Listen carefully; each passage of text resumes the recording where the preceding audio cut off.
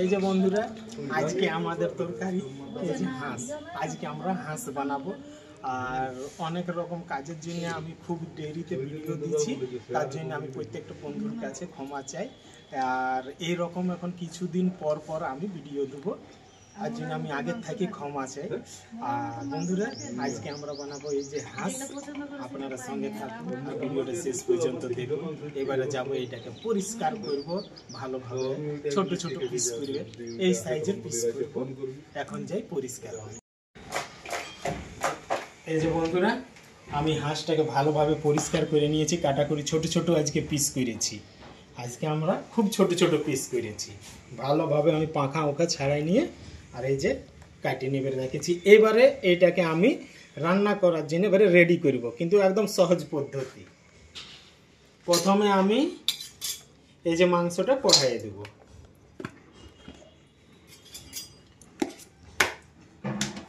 প্রথমে আমি মাংসটাকে কড়াইয়ে দেওয়ার পরে এইবারে এটাতে দেবো আমি হলুদ।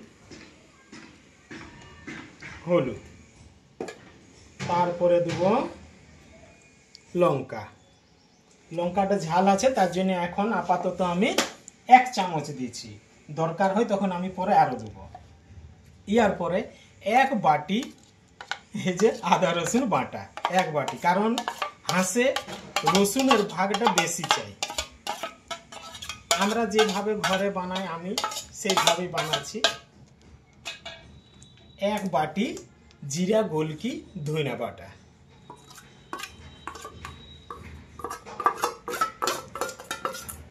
একদম সহজ পদ্ধতি, এটা যে কোনো বাচ্চাও রান্না করতে পারে এইসব পদ্ধতি, আর টেস্টও ভালো হয়। এবার ইয়ার পরে আমি দেবো 2টা পেঁয়াজ।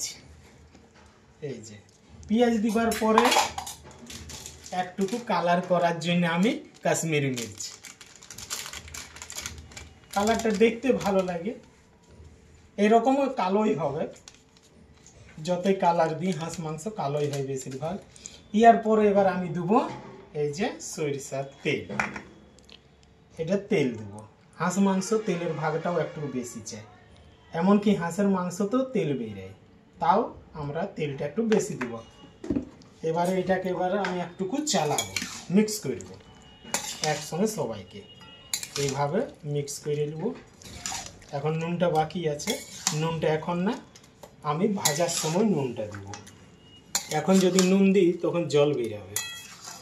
এইভাবে আমি ভালোভাবে মিক্স করব। দেখছি যে তেলটা কম আছে কি বেশি, তেলের পরিমাণটা ঠিক আছে। এইভাবে এখন গন্ধ দিতে শুরু, একটা খুব সুন্দর গন্ধ দিচ্ছে। এটা আমি খুব ভালোভাবে মাখাই নিয়েছি। আর এই যে একটা কাঁচা মানে পাকা টমেটো আছে, এটা আমি ঠিক দেবো ভাজার সময়। এখন এটা আমি দেবো না, ওটা ভাজার সময় দেবো। এইবারে যাচ্ছি এটা গ্যাসে চাপাবো। এই যে গ্যাস ধরার পর এবার এটাই আমি চাপাবো এইভাবে।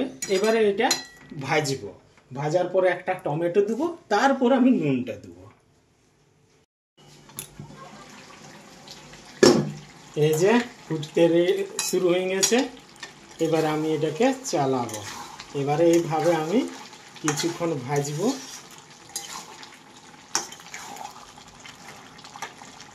যদি এটাই আমি আগে যদি নুন দিই তখন এটা এতক্ষণ জলে ভরে যেত, আগে নুন দিতে নেই।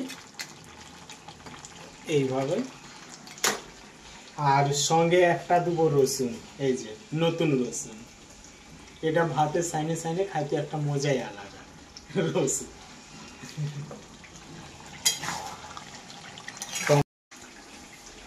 এই যে বন্ধুরা কত তেল বেরিয়েছে, কত তেল বেরিয়েছে, অনেকই তেল। এই যে সাইড দিয়ে হাঁস মাংসটার থেকে অনেক তেল বাড়ে, হাঁসের থেকে তো অনেক তেল বেরোয়। এবারে আমি একটা টমেটো দিচ্ছি আর এই যে গোটা রসুনটা দিচ্ছি। ইয়ার পরে নুন দেব। নুনটা আমি কম দিচ্ছি, দরকার হয় তখন পরে আমি আরো দেব। নুনটা কম দিয়াই ভালো। বেশি হইলে কমা যায় না, কম হইলে বাড়া যায়। এবারে এইভাবে আমি কিছুক্ষণ ভাজব, খুব ভালোভাবে ভাজব। আজকে মেঘলা করে আছে, হালকা হালকা রোদও দিচ্ছে, হালকা রোদ, আর মেঘটাও খুব জোরে করে রেখেছে। ওই সাইডটা অন্ধকার আছে, যতদূর মনে হয়েছে আজকে জল পড়তে পারে। এবারে এইটা কিছুক্ষণ এইভাবে ভাজবো আমি। আর তেল কত বেড়েছে দেখো, ওই যে চর্বি আছে হাঁসের তেলেই দমা বার।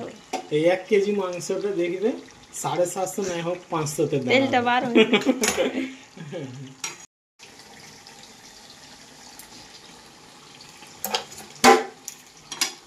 এই যে আমি ভালোভাবে ভেজে নিয়েছি, টমেটোটাও গলে গেছে, পেঁয়াজও গলে গেছে। ইয়ার পর আমি জল দেব,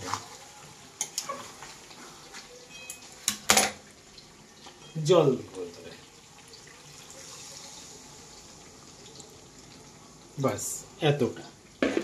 এবারে কিছুক্ষণ এটা ফুটুক। আর এই পাশে প্রতিমা এই যে সজিনা ফুলের বড়া বানাইছে।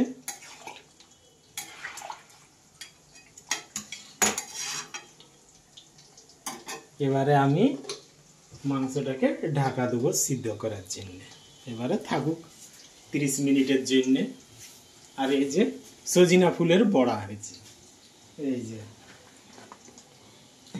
এটা প্রতিমা আজকে বলছে যে আমি সজিনা ফুলের বড়া বানাবো। এই যে তাই এটা বেসন দিয়ে অনেক কিছু মিক্স আছে। যাই হোক, সজিনা ফুলের বড়া, এখন তো সজিনা ফুলের দিন চলছে, এটা খাওয়া খুবই ভালো শরীরের পক্ষে, বিপিটা ভালো থাকে। এই যে বন্ধুরা, এবারে আমি একবার দেখি যে কি রকম অবস্থাটা আছে। হ্যাঁ, রেডি হয়ে গেছে। এই যে, আর যত ফুটছে তত তেল বেরাইছে। আরও যদি আমি কিছুক্ষণ রাখি তো মনে হয় তেলটাই সুট পাবো। এবারে নামাবো। নামাবার আগে আমি ধনিয়া পাতা দেব। এই যে ধনিয়া পাতা, একটু চালাই। খুব সহজ রান্নাটা, এইভাবে আমরা 1-2 বার বানাই এই সহজ পদ্ধতিতে। এবারে গ্যাসটাকে আমি বন্ধ করছি। খুব সাবধানে। এই যে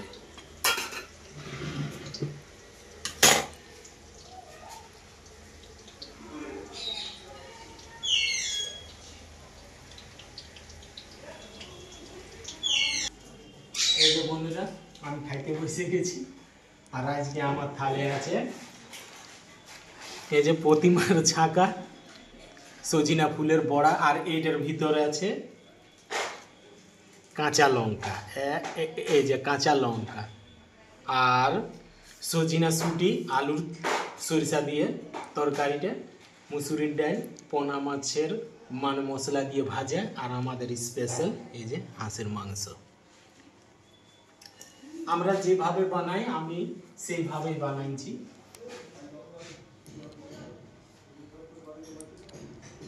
এবার আমি শুরু করছি।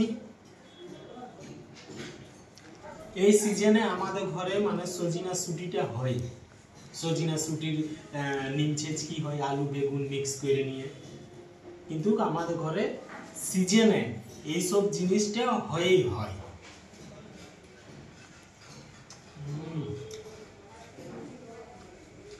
আর হাঁস মাংসর তেল কিন্তু প্রচুর বেড়ে।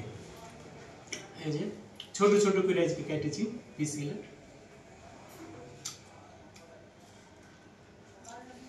খুব সুন্দর হয়েছে।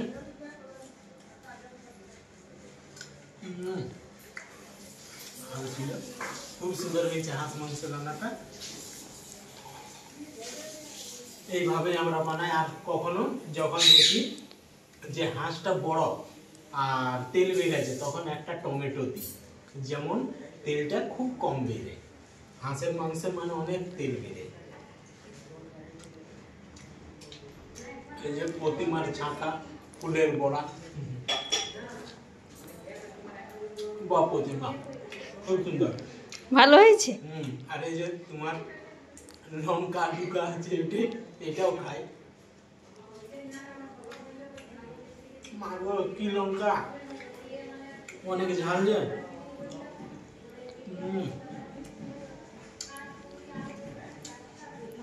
আর এই যে চামড়া, হাঁসের চামড়া।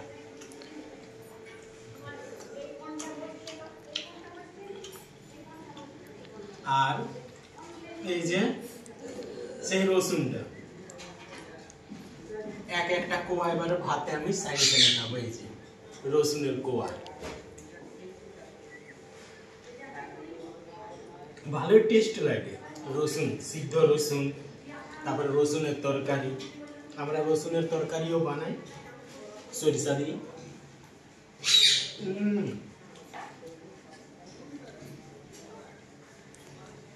খুব সুন্দর হয়েছে, হাঁস মাংসটা খুব সুন্দর হয়েছে বন্ধুরা। এইভাবে আমি বানাই, মায়ও বানাই। হাঁসের কিন্তু বেশি পদ্ধতি নাই, দুটা কি তিনটা আমাদের ঘরে, জানি না আরো হয়তো আছে, কিন্তু ওই আলু দিয়ে হয়, না হয় পিঁপড়া দিয়ে হয়, সলগম, বাস এই মিক্স না হইলে কিন্তু হাঁসের আর কোনো কৃষি পদ্ধতি হয়নি।